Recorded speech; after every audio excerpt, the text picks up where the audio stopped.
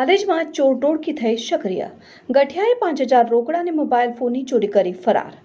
ભરૂચના પાલેજ ખાતે ભટ્ટ બજારમાં આવેલી એક મેડિકલ સ્ટોર ઉપર એક વ્યક્તિએ પોતાનું પાકીટ કાઉન્ટર ઉપર મૂકીને બહાર કામ અર્થે ગયા હતા.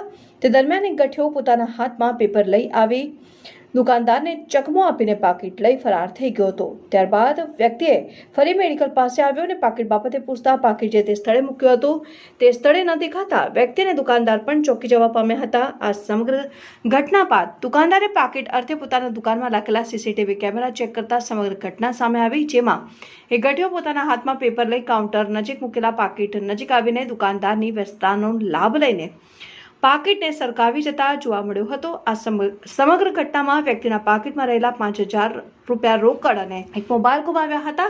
સમગ્ર ચોરીની ઘટના અંગે પોલીસ ફરિયાદની કોઈ માહિતી સાંપડી નથી. ઉલ્લેખનીય છે કે આવો જ બનાવ થોડા સમય અગાઉ ભરૂચના સ્ટેશન વિસ્તારમાં આવેલી ફેલિસ સીટા હોટલમાં પણ બનવા પામ્યો હતો, જેમાં હોટલના ભીડનો લાભ ઉઠાવીને કેશ કાઉન્ટર ઉપર આ જ પ્રમાણે પેપરની આડ રાખીને મોબાઈલ ફોનની ચોરી કરી ગઠિયો ફરાર થઈ ગયો હતો.